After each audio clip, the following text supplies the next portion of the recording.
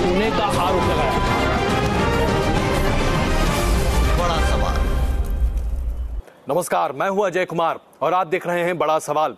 आज बड़ा सवाल में जो मुद्दा लेकर हम आपके सामने उपस्थित हुए हैं, क्या घुसपैठिए बनेंगे 2019 का चुनावी आधार? जी हां, यह बड़ा सवाल इसलिए क्योंकि भारतीय जनता पार्टी के अध्यक्ष अमित शाह अपनी तमाम चुनावी रैलियों में इसी बातों को सामने रख रहे हैं। क्या दूसरा बड़ा सवाल जो उठता है, क्या घुसपैठियों की शिनाख्त के वायदे पर खरा उतर पाएगी भारतीय जनता पार्टी? क्या 4 साल में सिर्फ 2000 घुसपैठी वापस भेजे गए? ऐसे में 40 लाख घुसपैठियों पर कैसी होगी कार्रवाई? ये तीसरा बड़ा मुद्दा उठता है। और जो तीसरा बड़ा मुद्दा हम आपके सामने रख रहे हैं, क्या नक्सलियों और घुसपैठियों को शह दे रही है कांग्रेस? ये तमाम मुद्दे जिनको आज लेकर हम आपके सामने उपस्थित हुए हैं। चर्चा करने के लिए हमारे साथ भारतीय जनता पार्टी से प्रेम शुक्ला जी मौजूद हैं, संगीत रागी जी संघ विचारक इस वक्त हमारे साथ मौजूद हैं, विनोद बंसल साहब वीएचपी से, अनुराग भदौरिया जी समाजवादी पार्टी से, मौलाना अतर हंसल दहलवी और सुरेंद्र राजपूत कांग्रेस से कुछ ही देर में हमारे साथ जुड़ेंगे। आप सबका स्वागत है। सबसे पहले प्रेम शुक्ला जी, ऐसा क्यों है कि चुनाव सर पर आते ही घुसपैठियों की याद आ जाती है, लेकिन जहां हम घुसपैठियों के देश से बाहर भेजने की बात कहें तो पिछले 4 साल में सिर्फ 2000 घुसपैठिए हैं जिन्हें हिंदुस्तान से बाहर निकाला गया है, और ये संख्या कांग्रेस शासित समय से या उस काल से 1/3 है। ऐसा क्यों?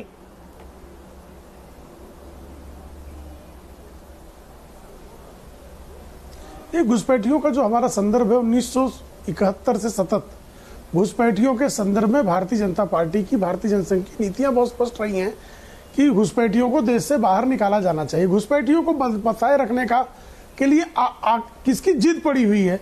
जिद करता कौन है? असम में घुसपैठियों को बसाए रखने की जिद किसकी? पूरे देश में बसाए रखने की जिद किसकी? 1950 के दशक में आपने नेशनल रजिस्टर बनाना तय किया था। नेशनल रजिस्टर आप जो है एक स्टेट का भी अपने 2014 तक के कार्यकाल में नहीं बना पाए। और यदि हम सतत ये मांग करते हैं घुसपैठियों को इस देश से बाहर निकाला जाना चाहिए, तो तमाम आप संवैधानिक संस्थानों में प्राप्त अधिकारों का दुरुपयोग करके उन घुसपैठियों को संरक्षण देने का समग्र प्रयास करते हैं।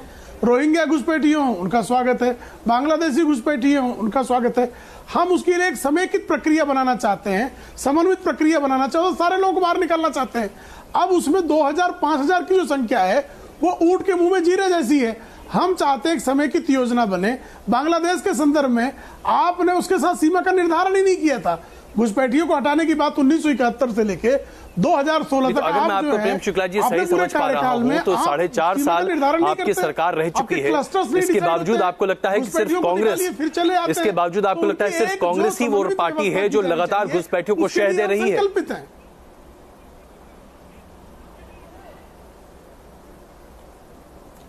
निश्चित घुसपैठिए लाए ही उसने, बसाए ही उसने। सुप्रीम कोर्ट का ऑब्जर्वेशन है कि आपने घुसपैठियों को बचाए रखने के लिए विशेष कानूनों का वहां पर प्रयोजन किया, और कानूनों के माध्यम से घुसपैठियों, ये मेरा नहीं ऑब्जर्वेशन है, ये भारत के सर्वोच्च न्यायालय का ऑब्जर्वेशन है। और उस समय की रूलिंग पार्टी कांग्रेस हुआ करती थी, तो कांग्रेस की नाम की पार्टी ने किस तरह से घुसपैठियों को वोट बैंक बनाकर अपने लोकतांत्रिक व्यवस्था में सत्ता का लाभ लेने के लिए किस तरह से अलोकतांत्रिक तत्वों को आप सतत जो है समर्थन और संरक्षण देते हैं। हमारे नागरिकों का जो अधिकार है उसके हिस्से की चीज आप घुसपैठियों को खिलाते हैं। सुरेंद्र राजपूत जी से इसका जवाब ले लेते हैं प्रेम शुक्ला जी। ठहराते हैं सुरेंद्र राजपूत जी, किसने की? भारतीय जनता पार्टी के पूरा नेतृत्व आज यही कह रहा है कि घुसपैठियों को घुसने, उन्हें बसाने, उन्हें संरक्षण देने में सिर्फ कांग्रेस की और कांग्रेस की ही भूमिका रही है। क्या यही वास्तविकता है, या दरअसल ये 2019 के चुनाव की वजह से आज घुसपैठिए का मामला सुर्खियां बटोर रहा है?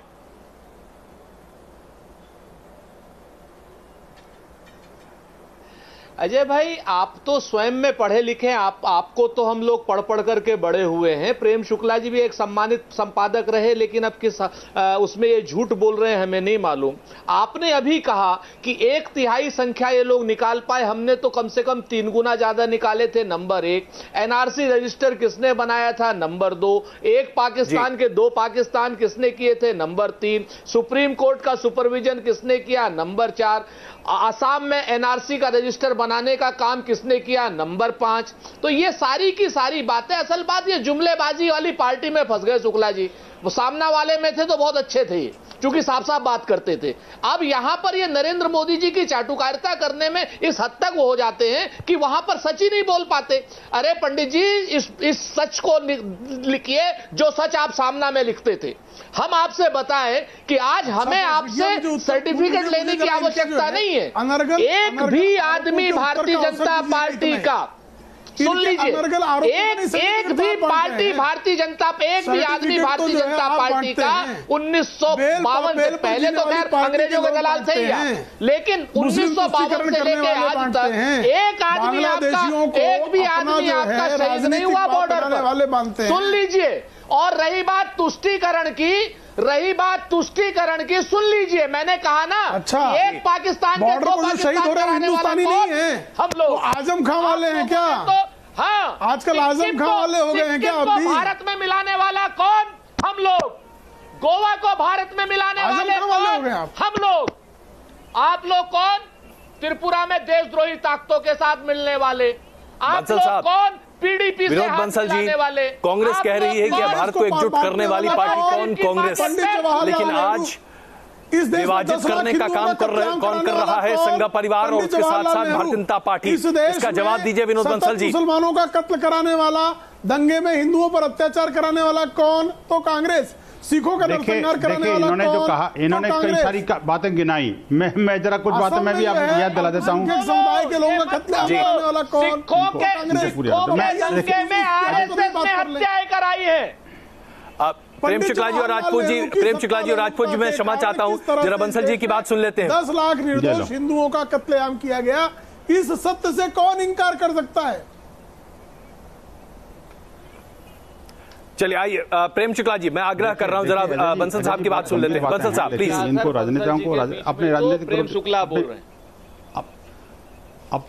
अपनी राजनीतिक रोटियां सेकने के अलावा कुछ वास्तव में देश की बात भी सोच लिया करें। बजाय अपनी उपलब्धियां गिनाने के, आज भारत के सामने कितनी चुनौतियां उसका भी ध्यान करें। हमारी चुनौतियां हैं, देखिए कश्मीर की समस्या, हमारे सामने चुनौतियां हैं नॉर्थ ईस्ट की समस्या, हमारे सामने चुनौतियां हैं कि ये जो बांग्लादेशी घुसपैठिए जो है वो भयंकर समस्या है। हमारी चुनौतियां हैं ये रोहिंग्या मुसलमान। लेकिन अब ये देखिए, इन सब चीज़ों पर राजनीति करने का विषय नहीं है। ये विषय वैसे हैं जो कि सारे राजनीतिकों को एकत्र होकर के देश के बारे में सोचना चाहिए। कभी राजनेता थे जो कि देश के बारे में हमेशा से जो है वो पार्टी की संकीर्णता से हट करके विचार करते थे। विनोद बंसल जी, मैं आपसे ये पूछना चाहता हूं, देश की घुसपैठियों के मुद्दे पर इससे जुड़ा हुआ मामला, बिल्कुल बहुत गंभीर मामला, इसलिए मैं पूछना चाहता हूं कि भारतीय जनता पार्टी के अध्यक्ष को घुसपैठियों की याद सिर्फ विधानसभा चुनाव के ठीक पहले क्यों आ रही है? 2019 की धमक से पहले ये याद क्यों आ रही है? उसके पहले 4 साल ये बातें क्यों नहीं कही गई?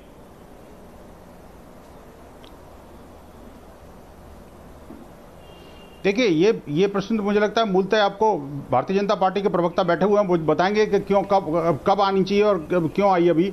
लेकिन मैं एक मूल बात आपको बता दूं अजय जी, ये मुद्दा बहुत गंभीर है। जब आई तब आई, मैं कहता हूं, अगर आप यही समझते हैं कि अभी आई तो उसके बारे में मैं कहता हूं, देखिए इसमें इस प्रश्न पर बिल्कुल ठीक बात है, प्रश्न ये है ही भाजपा का, मैं खुद ही कह रहा हूं, लेकिन मैं कह रहा हूं फिर भी ये आपका जो है पत्रकारी अधिकार हो सकता है, सत्य नहीं। नहीं, मैं इसमें कोई शक नहीं है कि आपके मैनिफेस्टो में यह बात हमेशा से रही है। क्योंकि हमेशा से घुसपैठियों के बारे में भारतीय जनता पार्टी की सोच रही है और इस पर कोई बात नहीं। लेकिन हाँ, चर्चा का सुर्खियां जो बटोरी जा रही हैं वो आज बटोरी जा रही हैं और यह चिंता का विषय है। बिल्कुल, मैं यहाँ पर जरा अनुराग भदौरिया जी को भी शामिल करना चाहूंगा। अनुराग भदौरिया जी, क्या आज आपको लगता है कि ये चुनावी मकसद है या राजनीतिक मकसद है, या दरअसल आपको लगता है कि ये वोट बैंक राजनीति है? अनुराग भदौरिया जी। देखिए, भारतीय जनता पार्टी की तो आदत ही है सत्ता की बात करना, जनता की बात नहीं करना। ये कोई नई बात तो है नहीं। इनको सत्ता से प्यार है, जनता से तो प्यार है नहीं। जनता से प्यार होता तो कुछ जनता की मुद्दों की बातें करते।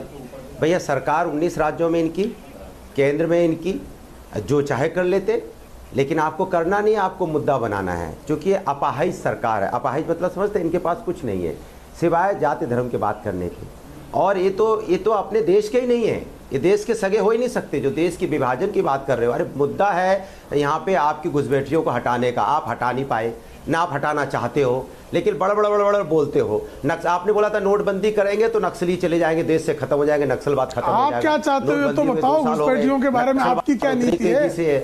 अरे सरकार आपकी समाजवादी पार्टी की क्या नीति है घुसपैठियों पे, नक्सलियों पे?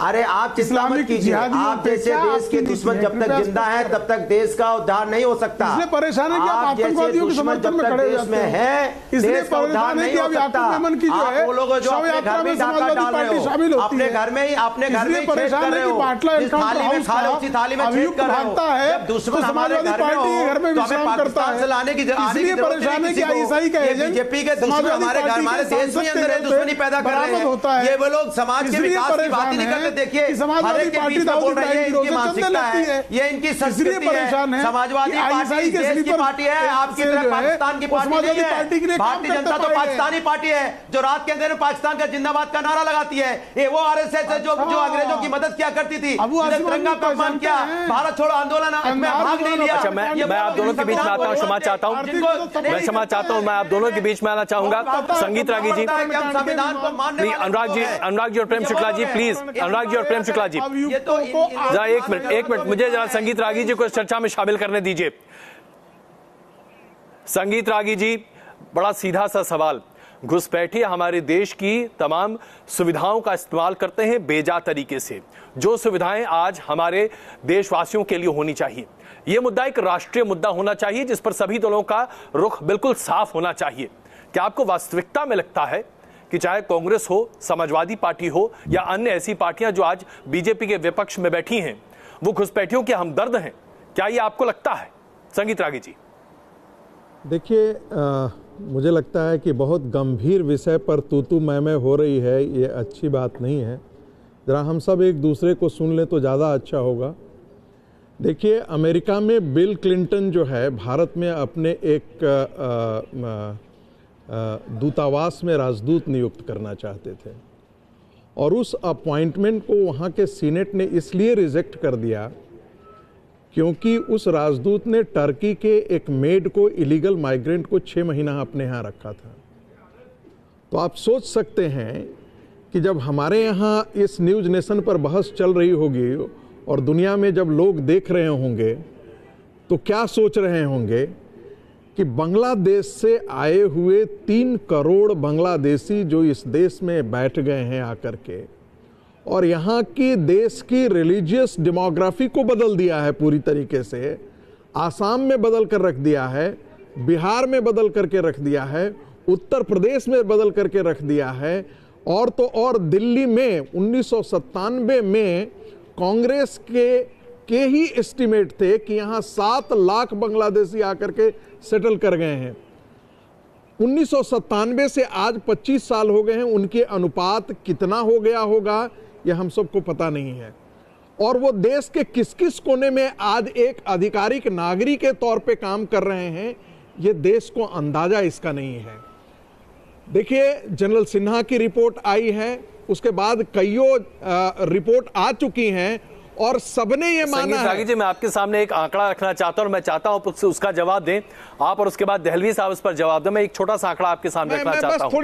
एनआरसी की लिस्ट में जिन 40 लाख लोगों का नाम न होने की बात कही जा रही है, मैं एक छोटी सी बात आपके सामने रखना चाहता हूं। उनमें से सिर्फ 6 से 7 लोग हैं जो 7 लाख लोग हैं जो मुसलमान हैं, बाकी हिंदू हैं।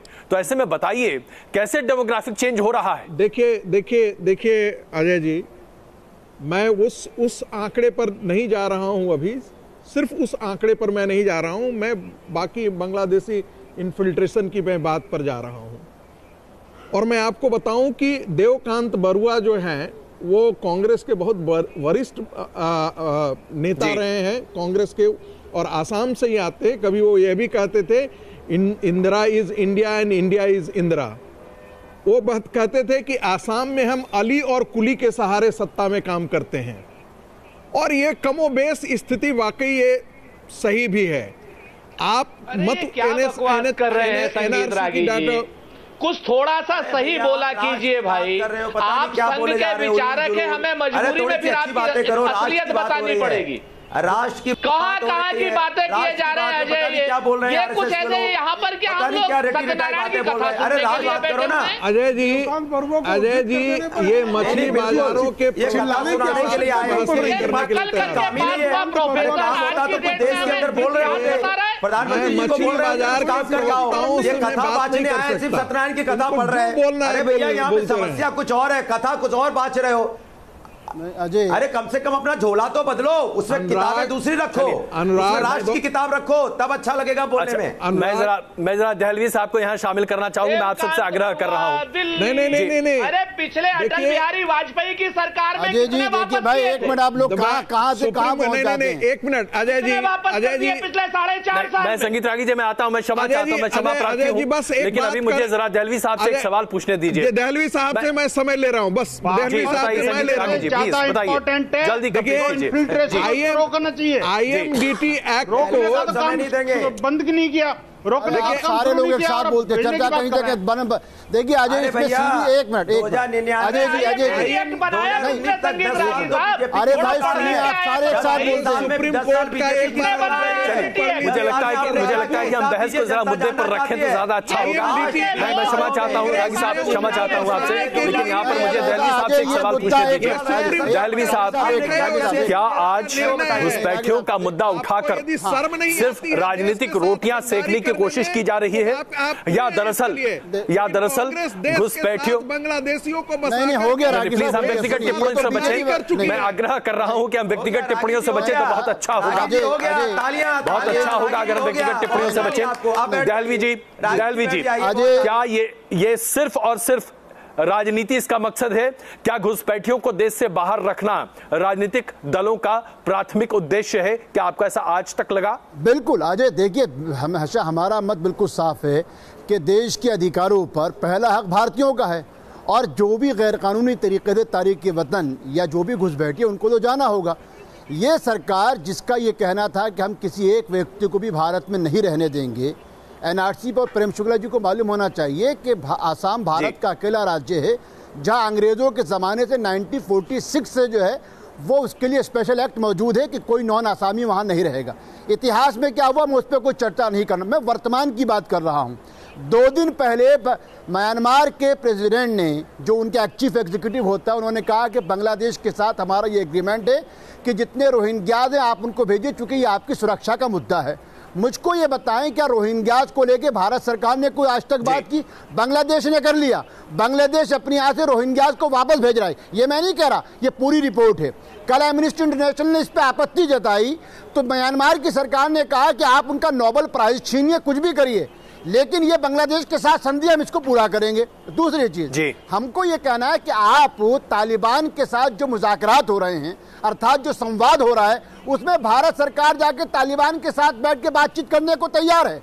सुषमा स्वराज जी के पति एक जमाने तक जाके बात करने को, नक्सलवाद पे आप बात कर रहे हैं। प्रेम शुक्ला जी, नहीं मेरी बात सुन लीजिए, आखिरी और अंतिम बात। अरे प्रेम शुक्ला जी इसका जवाब दें। नहीं, प्रेम शुक्ला जी इसका जवाब दें। अजय जी, मेरा कहना है, आप मुझको ये बताइए कि ये बात क्यों कही बांग्लादेश की विदेश मंत्री ने कि भारत के प्रधानमंत्री ने साफ लफ्जों में कह दिया है कि एनआरसी के एक्ट की वजह से कोई एक आदमी बांग्लादेश वापस नहीं भेजा जाएगा। एग्रीमेंट तो आप ये कर रहे हो, 16.5 मील की बारपेटा रोड की जगह आपने थाली में सजा के बांग्लादेश सरकार को दे दिए। फिर आप यहाँ बात करो, चर्चा संबंध आपके अच्छे, शेख हसीना वाजिद आपकी बहन बन चुकी है। IMDT प्रेम शुक्ला जी, दहलवी साहब मैं क्षमा चाहता हूँ, प्रेम शुक्ला जी को इसका जवाब देने दें। प्रेम शुक्ला जी इसका जवाब दें। प्रेम शुक्ला जी, अच्छे प्रश्नों का उत्तर सुनने का धैर्य भी रखना चाहिए।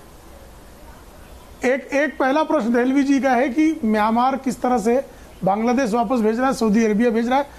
भारत ने भी म्यांमार से रोहिंग्या मुसलमानों को वापस भेजने की बातचीत प्रक्रिया के तहत की, और एक रोहिंग्या को तो सुप्रीम कोर्ट में जाकर रिलीफ मांगने का प्रयास प्रशांत भूषण के करने के बावजूद उसको किस तरह से डिपोर्ट किया गया आपने देखा। सारे रोहिंग्या को हम यहाँ से डिपोर्ट करेंगे, ये बहुत स्पष्ट हमारी नीति है।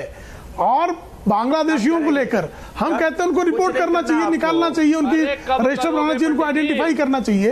तो इसमें विरोध क्यों कर रहे हैं? कब करेंगे भैया? भाई विरोध क्यों करते हैं? समाजवादी पार्टी समर्थन करे, स्वागत करे, कांग्रेस स्वागत करे, समर्थन करे, मुस्लिम लीग स्वागत करे, समर्थन करे, तृणमूल कांग्रेस स्वागत करे, समर्थन करे, सपा स्वागत करे, समर्थन करे। ये स्वागत और समर्थन नहीं करेंगे, इनको चूंकि वोट बैंक की राजनीति करेंगे, इसलिए हम जैसे ही कहेंगे हम एनआरसी करेंगे।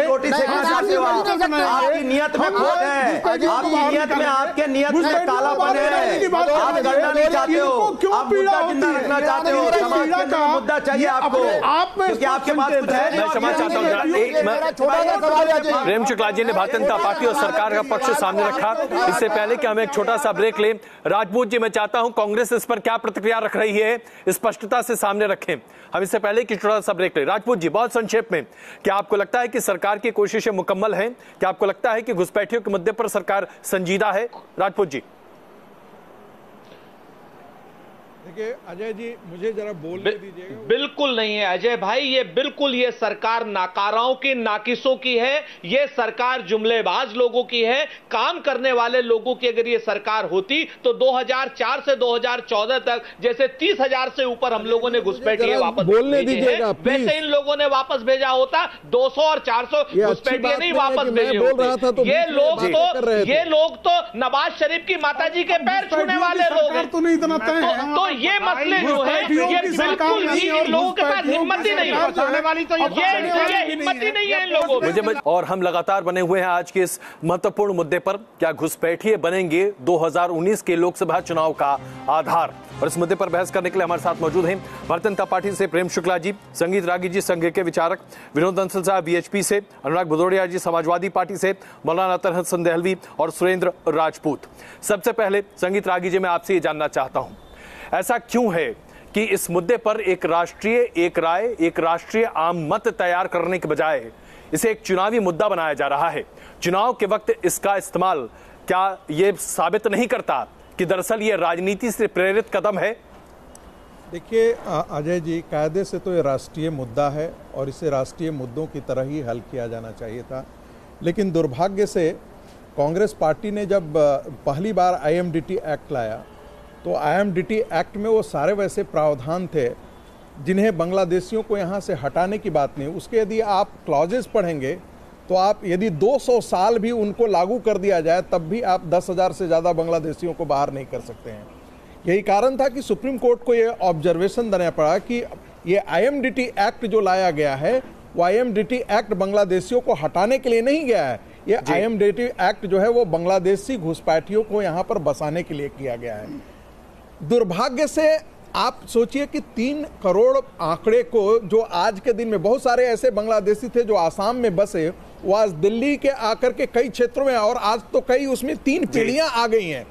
आप उन सबों के, उनके पास राशन कार्ड हो गए हैं, उनके पास वोटर ID कार्ड हो गए हैं, आप उनको कैसे कैसे हटाएंगे, इस पर जब तक एक राष्ट्रीय विमर्श बहुत बड़ी करने की जरूरत है। और यदि कोई पार्टी कहती है, कोई पार्टी कहती है कि हम इसे बाहर करेंगे, दुर्भाग्य है कि कांग्रेस जैसी पार्टी IMDT एक्ट में कौन सा इन्होंने क्लॉज आगे ठीक कराया है? अजय जरा ये बताइए। छोड़िए ना, आप तो देश के साथ द्रोह किया है कांग्रेस पार्टी। यदि कांग्रेस पार्टी को शर्म आनी चाहिए और उसके बाद देशद्रोहियों को बसाने का गद्दार है आप भाई। कांग्रेस पार्टी नहीं, और आपसे ज्यादा उम्मीद भी नहीं किया जा सकता है। कांग्रेस पार्टी तो शहीदों की पार्टी है, इटालियन कांग्रेस है, नकलची और अंग्रेज के दलालों की पार्टी नहीं कर सकते हैं, इससे ज्यादा कांग्रेस पार्टी में। अरे इटालियन तो तुम्हारी ननिहाल है, कांग्रेस आई नहीं है, में तो संगीत रागी तुम्हारे बाप की ननिहाल है। इंदिरा कांग्रेस होती तो ये हो जाता कि आपके पिताजी की ननिहाल है, सारे संगियों की ननिहाल है, यही उम्मीद कर सकते हैं तुम्हारा नाना है, देश के साथ गद्दारी नहीं कर सकते, मुसोलिनी तुम्हारा नाना है, देश के साथ विश्वासघात है। अरे मुसोलिनी के भांजे, कांग्रेस पार्टी एक बात बताओ।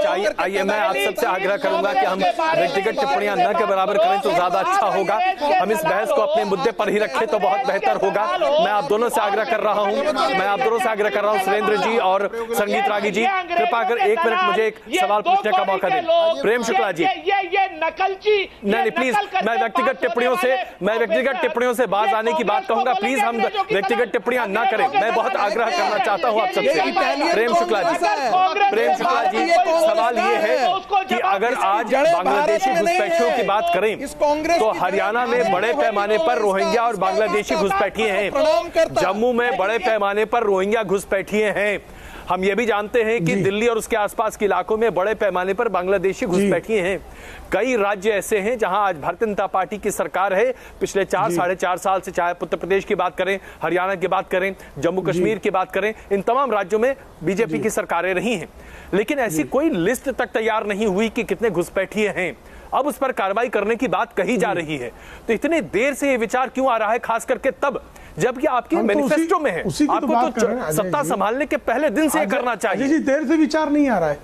देखिए एक निश्चित करना चाहिए। देखिए इसलिए हमने सत्ता संभालने से पहले दिन से ही पहले सीमा का निर्धारण करना। आप भाई एक समस्या का समाधान चाहते, उसकी जड़ में जाइए।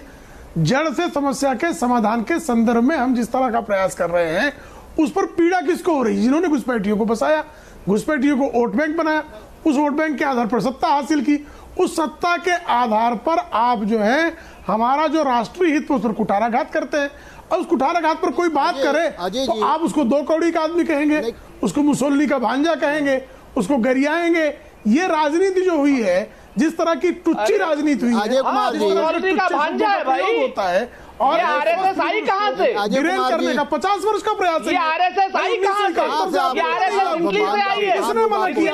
इंदिरा गांधी ने अपराध क्यों किया? राजीव गांधी ने उस अपराध को जारी क्यों रखा? सोनिया गांधी के कार्यकाल ननिहाल है आपकी, और राहुल गांधी के कार्यकाल में भी बात करते हो आप नहीं कि हम घुसपैठिए पर एक जो है राष्ट्रीय। अजय जी ये देखिए कहीं से कहीं जा रहे हैं हम लोग। ये डिबेट कहीं से कहीं जा रही है। देखिए अजय कुमार मुद्दे पर आते हैं। अच्छा मुद्दे पर आते हैं। नहीं अनुराग भदौरिया जी, पैदा हुआ था तब ये अरे हो गया, वो मैसोलोनी भी पैदा हो गया, एक मिनट दोनों मर गए। अजय जी, अनुराग भदौरिया जी, मुझे ये बताइए कि अगर भारतीय जनता पार्टी एक ऐसे मुद्दे को लेकर आगे बढ़ना चाहती है जो राष्ट्रीय हित का मुद्दा है, तो क्या समाजवादी पार्टी इसका विरोध करेगी?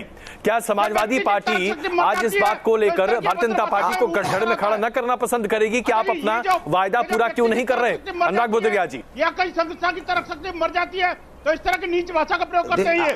अच्छा चुप कराइए तो बोले भाई, आवाज ही नहीं आ रही है। बदतमीजी बातें करना इनको। अरे मैं हर किसी से आग्रह कर रहा हूँ, बंसल साहब मैं क्षमा चाहता हूँ, लेकिन मैं हर किसी से आग्रह कर रहा हूँ कि हम अपशब्दों का इस्तेमाल ना करें और उसके साथ साथ हम अपनी तमाम पार्लियामेंट्री भाषा का इस्तेमाल करें। मैं आग्रह कर रहा हूँ जी। अब भदौरिया जी, समाजवादी पार्टी क्या ऐसे मुद्दे पर बीजेपी के साथ आना पसंद करेगी जो राष्ट्रीय मुद्दा है, जैसे कि घुसपैठिए का मुद्दा? क्या आपको लगता है कि आज बीजेपी इंसाफ कर रही है घुसपैठियों के मुद्दे पर? भदौरिया जी, हमें बता रहा हूं, भारतीय जनता पार्टी के ऑफिस में राउंड टेबल पे मीटिंग बुलाई गई। मीटिंग में सब लोग आए। नेताजी, राष्ट्रीय अध्यक्ष जी बहुत परेशान। बोले क्या है? बोले भाई बहुत बीजेपी का बहुत विरोध है और कह रहे हैं कोई काम हुआ नहीं है, किसी तरह का कोई रोजगार विकास नहीं हुआ। क्या बात करते हो? काम से सरकार बनती है? जाओ धर्म की राजनीति करो, जाओ नफरत की राजनीति करो, खोजो कहां से कुछ खोज के लाओ, धर्म जात की बात करो। मूर्ख हो।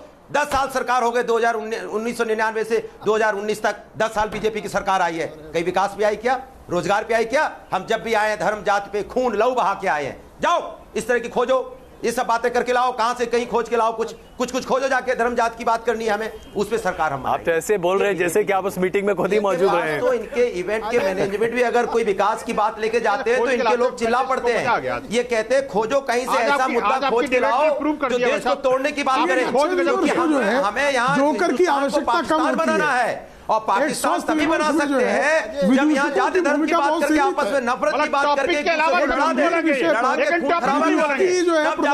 पा सकते हैं। इसी प्रकार का लाभ हासिल नहीं होता की बात करते हैं। देखिए इनकी हालत का शो शुरू हो गया। गंभीर विमर्श का उत्तर नहीं। समाजवादी आप दोनों के बीच में आना चाहूंगा, क्षमा चाहता हूँ, दोनों के बीच में आ रहा हूँ ताकि इस मुद्दे को हम बहस पर ही रखें, उस मुद्दे पर ही रखें इस बहस को। अजय जी, मुख्यमंत्री जी बंसल साहब, एक मुख्यमंत्री कह रहे थे कि जी मैं आ रहा हूं, दलवी साहब मैं आ रहा हूं, एक मिनट।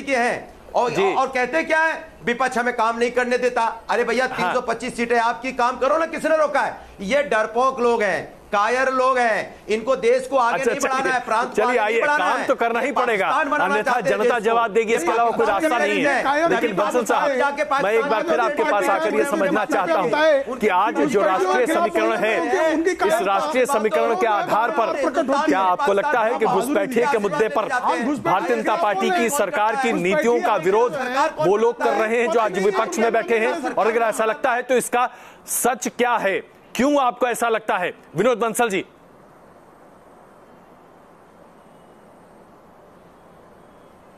अजय जी देखिए, आज सूर्योपासना का पर्व है, प्रकृति की पूजा का ये दिवस है। छठ पूजा के इस अवसर पर ऐसी झगड़ालू बातें करना और अभद्र भाषा का प्रयोग करना, मुझे लगता है कम से कम आपके चैनल पर तो शोभा नहीं देता। एक बात। दूसरी बात मैं कहूँ, देखिए कि जहां तक इस घुसपैठियों का मुद्दा है, आप ध्यान रखिएगा, आप अच्छी बातें कीजिएगा। देखिए अभी तक हमने जो है हमने डायग्नोसिस करने की तो बहुत कोशिश करी, लेकिन आज तक निदान नहीं निकाला। हमने क्योर करने की कोशिश करी, लेकिन उसका रेमेडियल मेजर्स नहीं निकाले। अजय जी, आज तक बड़ी दुर्भाग्य इस देश का है कि हम 70 साल हो गए, लेकिन हम घुसपैठ के विरोध में कोई कानून नहीं निकाल पाए। हमने आज तक 70 साल में 20 सालों की बात करो ना, 70 में कहां जा रहे हो? कोई ना पैदा हुए वगैरह हम थे, कोई डेफिनेट प्रोग्राम नहीं बना पाए। 20 साल में 10 साल, लेकिन हम इनको निकालने की बात कर रहे हैं, लेकिन घुसपैठ न हो इसको रोकने के लिए किसी भी सरकार ने कोई ईमानदारी से प्रयास नहीं किया।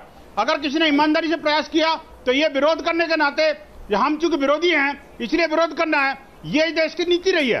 ये देश के लिए दुर्भाग्यपूर्ण स्थिति है। आपको याद होगा अजय जी, अभी गृहमंत्री राजनाथ सिंह जी बंगाल गए थे। जी, मैं अब जरा दहलवी साहब से इसका जवाब ले लेता हूं। मैं आ रहा हूं सुरेंद्र जी आपके पास, लेकिन दहलवी साहब मुझे जरा बताइए कि आज तक के लिए भारतीय इतिहास में किसी भी सरकार ने, चाहे वो कांग्रेस की सरकार हो, यूपीए की सरकार हो, एनडीए की सरकार हो, बीजेपी की अगुवाई की सरकार हो, किसी ने भी घुसपैठियों के खिलाफ कोई सख्त रवैया इख्तियार किया है क्या? नहीं अजय, बात का आकलन क्या है? देखिए अजय, सच्चाई की बात यह, आज मामला बीजेपी, समाजवादी और कांग्रेस का नहीं है।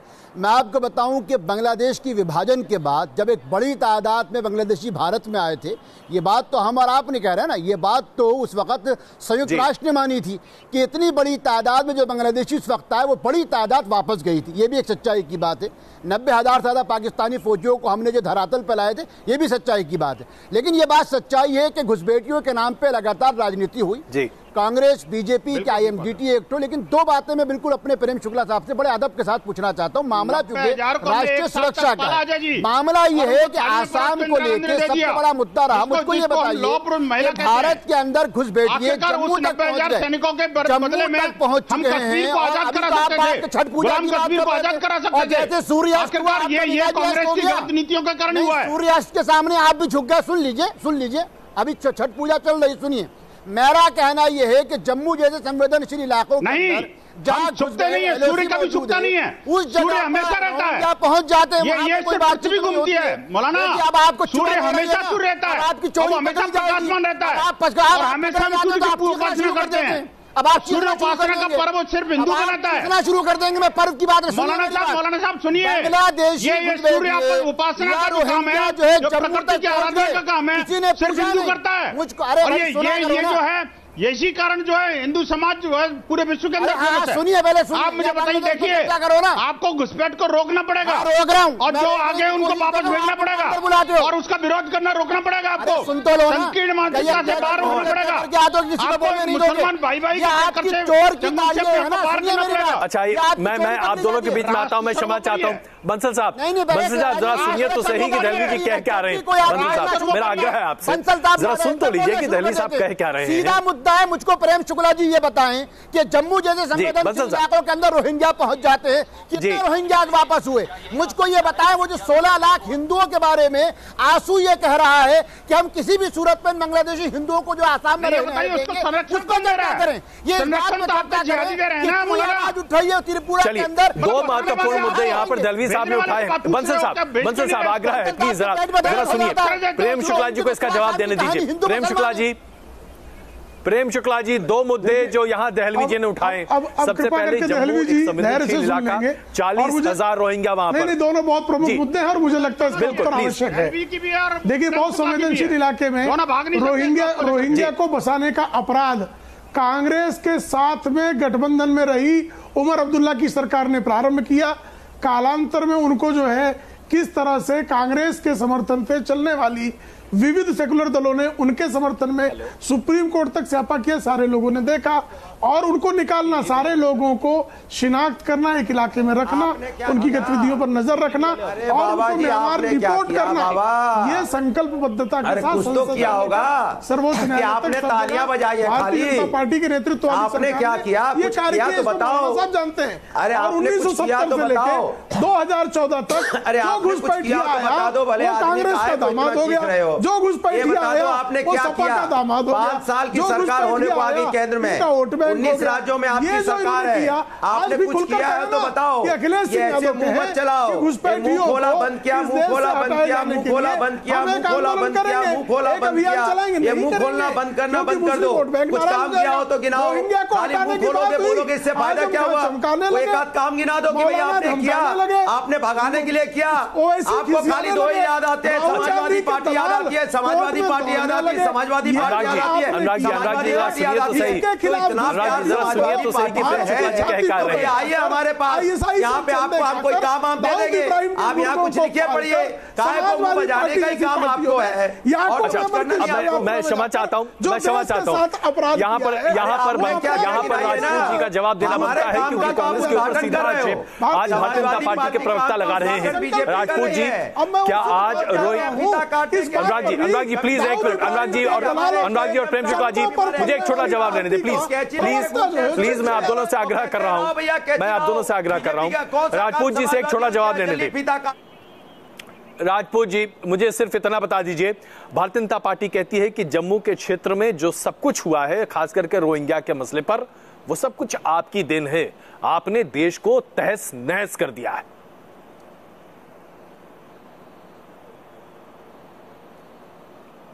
अगर हमने पाकिस्तान को तहस नहस किया है तो हमें इस पर गर्व है अजय भाई। हिंदुस्तान को बनाने का काम किया है, बढ़ाने का काम किया है, हमें उस पर भी गर्व है। रोहिंग्या यहाँ पर हमारी उस पर नहीं वो हुए हैं, ऑफिशियली बाकायदा जो जम्मू कश्मीर में हुए हैं, जम्मू कश्मीर में जो हुए हैं, काटने का काम किया है। अरे थाली में नहीं परोस के दिया, उनको हराया था। अरे मैंने कांग्रेस ने हिंदुस्तान को नहीं काटने का काम किया। ये तो प्रेम शुक्ला तुम्हारी पार्टी, आपकी पार्टी करती है, और लूटने का काम भी, काटने का, बांटने का काम भी आप ही करते हो। अजय भाई अब थोड़ा सा सही जवाब दे लेने दीजिए। और दूसरी बात, रोहिंग्या जो है वो हमारे उसमें नहीं, अगर शरणार्थियों में घुसपैठियों में इन्हें फर्क करना नहीं आता तो ये लोग मानसिक रूप से विक्षिप्त हैं। नंबर दो, पंडित जवाहरलाल नेहरू के पैर छूने नरेंद्र मोदी जाते हैं। एक बात जरा ये बता दें, और कश्मीर से लेकर कन्याकुमारी तक ये लोग सवाल का क्यों नहीं जवाब देना चाहते? ये दलाल लोग। फिर अजय भाई पहले तो मैं क्षमा चाहता हूँ कि कुछ शब्द मैं शायद गलत बोल गया हूँ आपके चैनल पर। आप सबसे बेहतर आग्रह करूंगा, ऐसे शब्द का इस्तेमाल नहीं करना चाहिए जो पार्टी सही नहीं माने जाते। मैं व्यक्तिगत शब्दों से भी आपसे बाज आने के लिए कहूंगा, आग्रह कर रहा हूँ प्लीज। इतने क्षुद्र लोग हैं, इन लोगों नहीं, इस पर राष्ट्रीय पॉलिसी का जवाब दीजिए ना। इनका ये लोग बात नहीं कर रहे, आपसे ज्यादा मर जाती है। मैं क्षमा चाहता हूँ, मुझे आप दोनों के बीच में आना पड़ेगा। मुझे ऐसा लगता है कि इससे आवश्यक है। दहलवी साहब, मैं आपके पास आ रहा हूँ और उसके साथ साथ इसका एक छोटा जवाब बंसल साहब से भी लूंगा। लेकिन दहलवी साहब, मुझे पहले ये बताइए, प्लीज एक सेकंड सुनिए। दहलवी साहब जरा ये बताइए कि क्या आज सिर्फ भारतीय जनता पार्टी देश हित में सोच रही है और बाकी तमाम राजनीतिक दल देश हित को अपने जेब में रखकर घूमने की कोशिश कर रहे हैं, जिस तरह से इमेज प्रोजेक्ट करने की बात कही जा रही है? दहलवी साहब, इसका जवाब पहले आप दें, और बंसल साहब फिर आपसे मैं इसी सवाल का जवाब आपसे भी लूंगा। पहले दहलवी साहब। अजय, सबसे बड़ी चीज ये, जब हम एक बात मानते हैं कि बांग्लादेश से लगातार घुसपैठ हुई, राष्ट्रीय सुरक्षा का मुद्दा था, इस पे बहुत सारे मुद्दे थे जिस पे हम यहाँ चैनल पे बैठकर चर्चा नहीं कर सकते। क्या ही अच्छा होता कि आंतरिक सुरक्षा के एक्सपर्ट को बुला के पूछा जाता कि सीमा पे आने वाले एक आतंकवादी को जो हमारे जवान ढेर कर देते हैं, सैकड़ों और हजारों की तादाद में घुसपैठिए कहाँ से घुसते हैं, ये चिंता का विषय है।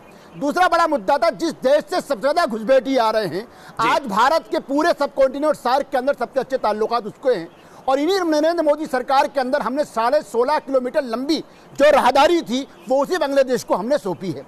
तीसरी और अंतिम बात, जब म्यांमार जैसा देश बांग्लादेश के साथ संधि कर सकता है, ये कहना बात हो रही है, वार्ता हो रही है, चर्चा हो रही है, नहीं व्यापक चर्चा की बात करें। बेंगलोर में जाके भगत सिंह का नाम लेना और छत्तीसगढ़ के अंदर घुसपैठ की बात नहीं चलेगी। आसाम में आपकी सरकार है। और एक अंतिम और आखिरी बात मैं कह के बंसल साहब को सलाम करूंगा, क्या वजह है कि जिस दिन आप मुख्यमंत्री त्रिपुरा के मुख्यमंत्री शपथ लेते हैं, पहला फोन नरेंद्र मोदी जी को नहीं करते हैं, शुक्रिया का पहला फोन वो शेख हसीना वाजिद को ऑफिशियली करते हैं कि चूंकि आज त्रिपुरा का बिजनेस 48% से बढ़ के 58% जो है वो बांग्लादेश के साथ है, और त्रिपुरा के बुनियादी लोग कह रहे हैं कि हमारी तादाद घट के 26% हो गई है और बांग्लादेश के आए हुए लोगों की तादाद बढ़ रही। इस पर चर्चा कीजिए ना। कई सवाल आपने यहाँ पर खड़े कर दिया। बंसल साहब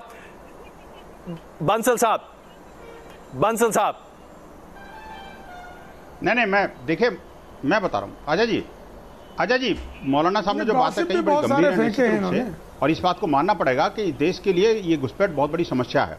लेकिन जो है ना जी, इस बात को गंभीरता से इस बात से लेने की आवश्यकता है कि ये अपने गरेमान में भी झांकें कि आखिरकार उन घुसपैठियों को संरक्षण कौन दे रहा है? आप दे रहा हूं विदेशियों को, तो नेपाल आपके बारे में कह रहा है। अंदर नेपाल के पार्लियामेंट में कहा गया कि बताओ कौन बताया क्या? कोई हिंदू बताया क्या? या असम के अंदर नेपाल की सरकार ने कांग्रेस से पूछो, घुसपैठ को तो प्रश्न तुम दे रहे हो, नेपाल के खिलाफ उकसाने में कौन प्रश्न दे रहा है?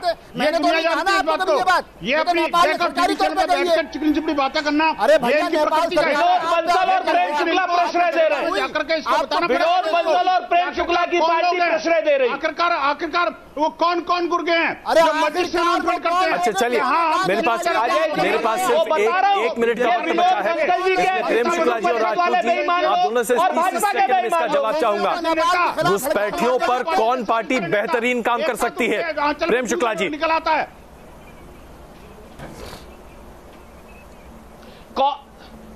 जी, देखिए घुसपैठियों को पाला किसने, लाया किसने, पाला किसने, संरक्षण किसने दिया, वोट बैंक किसने बनाया? तो कांग्रेस है। उनको निकालने की बात कौन कर रही है? भारतीय जनता पार्टी। उसके लिए प्रक्रिया कौन पूरी कर रही है? Bharatiya Janata party. NRC register पर बात होते ही कांग्रेस जिस तरह से ये है कि भारतीय जनता पार्टी से कुछ नहीं हो पाता है खतरा है। ये लोग जुमलेबाज हैं। न रहे एनआरसी लाए, हम लाए, एक पाकिस्तान के बाद दो पाकिस्तान करें, हम करें। एक जो है सत्ता लोग परिवार के सत्ता तंत्र में बैठाए रखने के लिए सब लोगों के पैर। राजपूत जी, मेरे पास वक्त कम है, मैं आखिरी आपसे पूछना चाहता हूँ, क्या कांग्रेस पार्टी ये कहती है कि घुसपैठियों को दम से निकालेंगे? क्या घुसपैठियों को आप देश से निकाल कर ही दम लेंगे? राजनीति करो, निश्चित तौर पर किसी भी घुसपैठियों को हम हिंदुस्तान में नहीं रहने देंगे। बिल्कुल, किसी भी घुसपैठियों को हम हिंदुस्तान में नहीं रहने देंगे और शरणार्थी और घुसपैठियों में फर्क करना होगा। घुसपैठियों को लाया कौन, बसाया क्यों? अरे बहुत धन्यवाद आप सबका इस चर्चा में शामिल होने के लिए। इसमें कोई शक नहीं है कि हर कोई आज घुसपैठियों को देश से बाहर निकालने की बात कर रहा है, लेकिन मूलतः सवाल यह है कि आज घुसपैठियों की शिनाख्त होगी तो कैसे, और उन्हें बाहर निकाला जाएगा तो उसकी प्रक्रिया क्या होगी? इसमें कोई शक नहीं, इस पर राजनीति बहुत देखने को मिलेगी। बड़ा सवाल में आज के लिए बस इतना ही। लगातार देखते रहिए न्यूज़ नेशन। का आरोप लगाया।